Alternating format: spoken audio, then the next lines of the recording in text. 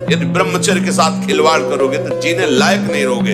देख लो, ब्रह्मचर्य एक वो महान आशीर्वाद है भगवान का, एक अपार शीतलता, कोई भी रोग तुम्हें परास्त नहीं कर सकता, एक नवीन उत्साह, एक नवीन बल, तुम्हें कहीं झुकने नहीं देगा। सोचो, जिसके निकलने में तुम सुखानुभव करते हो, उसको रोकने में कितना महान सुख होगा। ब्रह्मचर्य की तलवार के जितनी अधिक धार लगाओगे ना, तो कामदेव को उतनी ही जल्दी मार पाओगे। अच्छी ब्रह्मचर्य की वीडियो देखो और ब्रह्मचर्य का मजा लो, मजा ब्रह्मचर्य का। हमारी बात मानो, 4 बजे उठ करके शौच स्नान करके यदि 20 मिनट व्यायाम करोगे रोज, तो आप देखोगे वरदान की तरह काम करेगा। दवा कोई वर्जिश से बेहतर नहीं, नुस्खा है कम खर्च, बाला नसेन शक्ति बढ़े, फुर्तील है चोट न अधिक पिराए, अन्न पचे चंगा रहे, कसरत सदा सहाय। ऐसा थोड़ी। पहले उठने का नियम ले कि सूर्योदय के 1 घंटा पहले हम उठेंगे। 5 बजे उठ जाइए और उठ करके सबसे पहला कार्य कीजिए, पृथ्वी के चरण स्पर्श कीजिए। पृथ्वी को प्रणाम करने के बाद उसी सैया में 5 मिनट केवल बैठ जाइए और 5 मिनट बैठकर 5 संतों का नाम ले लीजिए। इसके बाद नीचे उतरिए और पहले जो अपने माता पिता, अगर वो शयन कर रहे हैं तो कोई बात नहीं है, अगर वो शयन नहीं कर रहे हैं तो पहले जाकर माथा रखकर उनको प्रणाम कीजिए। इसके बाद आधा लीटर या 1.25 लीटर जितना आप जल पी सकते हैं, ये आपके ब्रह्मचर्य की रक्षा करेगा, कब्ज नहीं होने देगा और आपके मस्तिष्क की गर्मी को ठंडा करेगा। ऐसे वज्रासन में बैठकर धीरे धीरे 5 या 10 मिनट में जल पिया जाए, एकदम न पिया जाए। गिलास में लेकर के 500 ग्राम जल धीरे धीरे उसको पिया जाए। फिर इसके बाद आपको 100-200 कदम टहलना है। फिर इसके बाद आप शौच जाइए। बड़े बड़े ऐसे बिक गए, फुटपाथ में आ गए और एक साधारण आदमी ऐसे चढ़ गया कि जहां तुम पहुंच ही नहीं सकते। प्रतीक कुमार जी, झारखंड से। राधे राधे महाराज जी। महाराज जी, ना चाहते हुए भी मेरा मन पराई माता बहनों पर दूषित दृष्टि। ऐसा हो ही नहीं सकता बच्चा। हम ना चाहे और फिर मेरा मन ऐसा कर दे तो ऐसा अपनी बहन पे जाता है क्यों? वो भी तो स्त्री है। आप देखना जाओ, अपने पूज्य जन जो घर में है, बेटी है, बहन है, माँ है, कभी नहीं जा सकता। अगर हम दूसरी तो फिर हमारे अंदर, अच्छा अब ये कह दे कि हमारी चाह नहीं है और मेरा मन चला जाता है, तो एक बात यहां समझनी है कि चले जाना कोई अपराध नहीं है। आज तक इसका दंड कहीं विधान लिखा हो शास्त्र में या कानून में, तो हमें बताना कि तुम्हारा मन चला गया तो तुम्हें फांसी की सजा होगी। ऐसा कोई भी दंड विधान में क्रिया ना होने पावे, क्रिया में है कलिकर एक पुनीत प्रतापा और मानस पुण्य होए और नहीं पापा। अगर हमारा मन किसी माता बहन में चला जाता है, गंदी भावना करता है, तो हम उसे वापस लाते हैं और डांट लगाते हैं। जैसे अपनी बहन तैसे दूसरे की बहन। आत्मना प्रतिकूलानी परेशान न समाचरित। हमारी बहन को कोई गंदी दृष्टि से देखे तो कैसा लगेगा? तो हमको अपनी आंखें संभाल के रखनी, दूसरी बहन बेटियों की तरफ गंदी दृष्टि नहीं देखनी। आत्मना प्रतिकूलानी परेशान न समाचरित। कैसे मन हमारा जा सकता है लेकिन हम उसके प्रति कड़ा व्यवहार मन के, कैसे चला गया, पर हम उसको सपोर्ट दे देते हैं। हम कहते जरूर ऊपर से कि हम चाहते नहीं, पर हम चाहते हैं।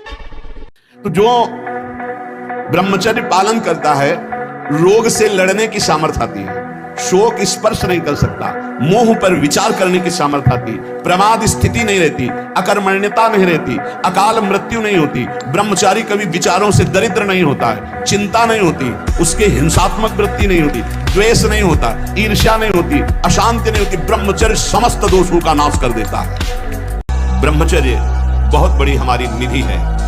ब्रह्मचर्य संपूर्ण विद्याओं को प्रकाशित कर देता है।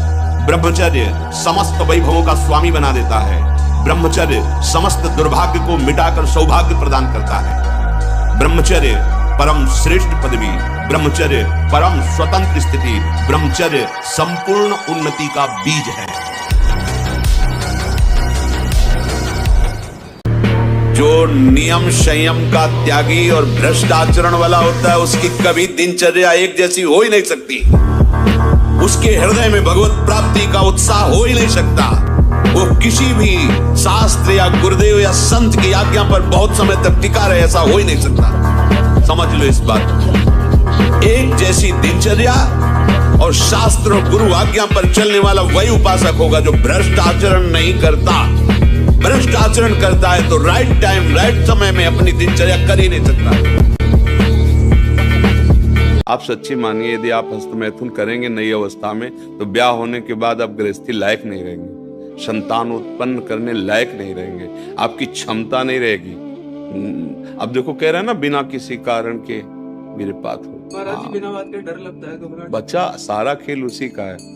जब वीर है वो बल है, तो वो छीन हो गया तो मतलब हम जब जैसे सत्संग में बोलते हैं तुम्हारी कमर दर्द करेगी, तुम्हें चक्कर आएगा, तुम्हें घबराहट पैदा हो जाएगी, कोई कार्य करने की इच्छा नहीं होगी, तुम्हारी जरा सी बात सोच करके तुम घबरा जाओगे कई तरह, और लघु शंका को बैठोगे, जरा सा स्पर्श करोगे वीर निकल जाएगा। लेकिन अगर आप हमारी बात मानो तो अभी कुछ नहीं बिगड़ा है, सब ठीक हो जाएगा, आप अच्छे आदमी बन सकते हो, क्योंकि अभी आप में इतना आत्मबल है कि अपनी कमी को समाज में कह दिया। देखो अगर बहुत वैसे सोचो ना तो हिम्मत नहीं पड़ेगी ये बात कहने, क्योंकि गंदा आचरण है ना, लेकिन तुम्हारे अंदर अभी आत्मबल है, तुम अभी सुधर सकते हो।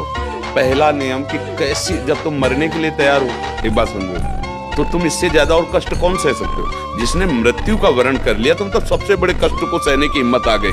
तो तुम हस्तमैथुन के लिए अपने हाथों को संयम में रखो, थोड़ा सत्संग सुनने का समय रखो, 20 मिनट 30 मिनट सत्संग सुनो, और उठते बैठते चलते फिरते राधा राधा राधा राधा। केवल व्यायाम बुद्धि को शुद्ध नहीं करेगा, वो तो शरीर को पुष्ट करता है, लेकिन जो आपकी स्मृति में बैठ गया है कि जनेंद्रिय जनित सुख, उसको हटाने के लिए तो नाम ही दूसरा कोई बल नहीं है। वीर शक्ति के नाश का लक्षण है, गंभीरता नहीं, शांति नहीं, उदारता नहीं, धैर्य नहीं है, वो अपने को बड़ा दिखाना चाहते। जो गालों में बिना कोई गुलाबी कुछ लगाए जो गुलाबी दिखाई देती है वो ब्रह्मचर्य की होती है। जिनका चेहरा आनंद में, देखते ही हृदय में आकर्षण, ये ब्रह्मचर्य का लक्षण है।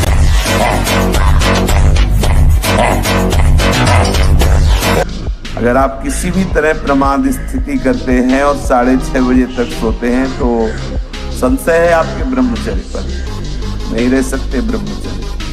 ब्रह्मचर्य एक विलक्षण महाव्रत है। ब्रह्मचारी का सौंदर्य प्रस्फुटित होता है, एक नूर उसके चेहरे पे झलकता है जो ब्रह्मचर्य को धारण करता है। एक नवीन आकर्षण, बालवत चेहरा, एक आकर्षण होता है। भागवती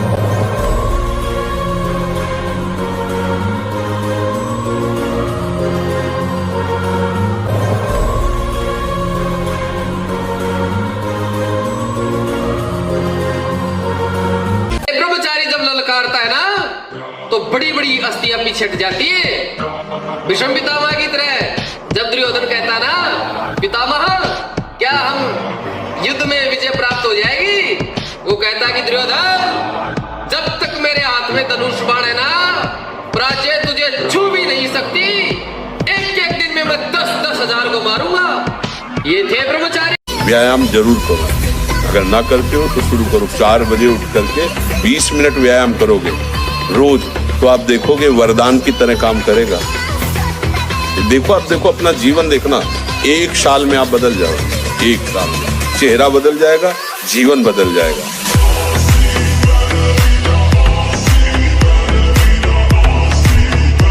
देखो, जो भवन का आधार है वो नींव होती है, और मनुष्य जीवन का जो आधार है, जो मनुष्यपन का जो आधार है वो ब्रह्मचर्य है। ब्रह्मचर्य आपका जितना अच्छा है, जितना मजबूत है, आपका जीवन उतना ही अधिक आनंद से भरा हुआ है।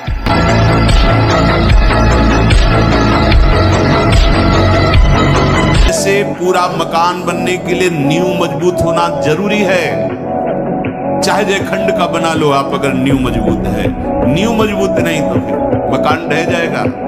चाहे जिस मार्ग में चलना चाहो, चाहे जिस संप्रदाय में चलना चाहो, आपका ब्रह्मचर्य नींव है जीवन की।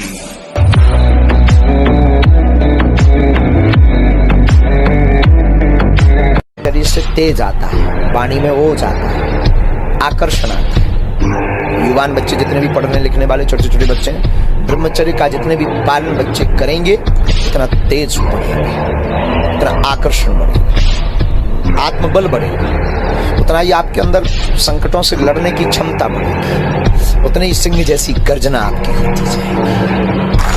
और हनुमान जी के पास एक ही पावर है, ब्रह्मचर्य की।